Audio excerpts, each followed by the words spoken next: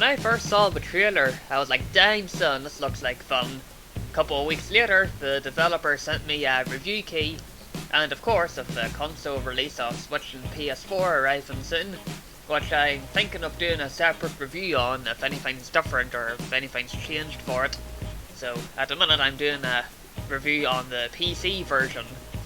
Now, while it is in early access, they said it's very near completion, so I guess just bug fixes and stuff like that. So if you're new to my reviews, I like to do what I call the Mr. B format, where we look at the positives, the negatives, and lastly the neutral areas, followed by my final thoughts before ending things off. So with all that said, let's go on ahead and hop on right into the review. So looking at the positives, the game has dual language support for Japanese and Chinese voice options. I've heard both in each language's respective voice actors, and they've all done a good job. I myself at the moment am using the Chinese audio, but the Japanese one is also pretty good.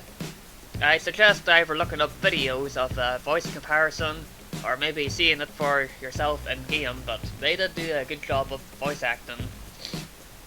Next positive is the setting. The game itself takes place in Taipei, Zimding, I hope I said that right, and even has the proper local businesses in the area in the game, adding that right proper, authentic touch location-wise, which I thought was a nice addition myself.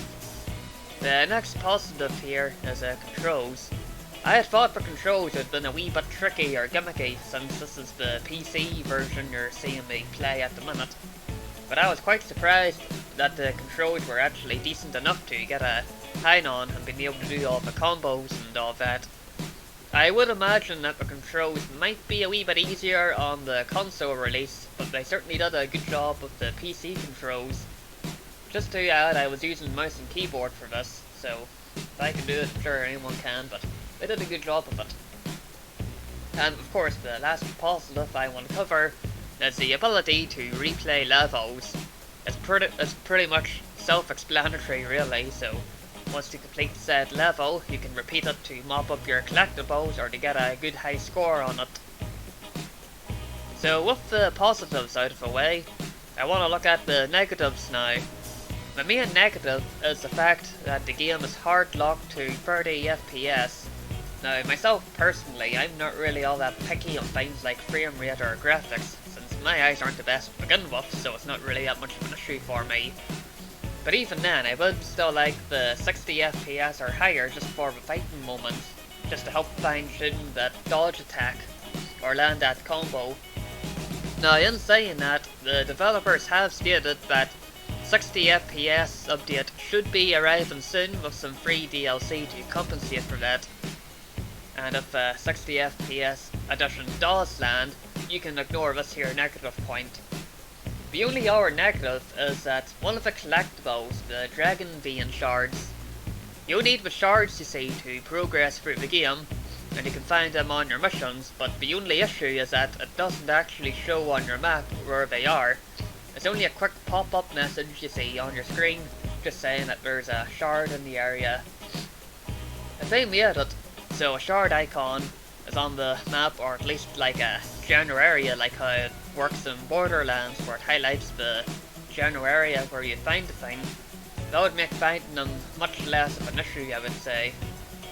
The only other negative, it's minor, but I still want to bring it up anyway, is the platformy puzzle segments.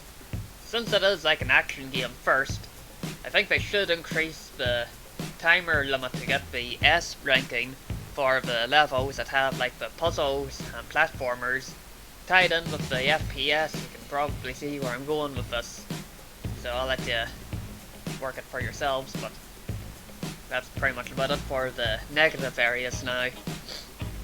So for the neutral areas, aside from the occasional spelling and grammatical errors here and there, dialogue text is alright.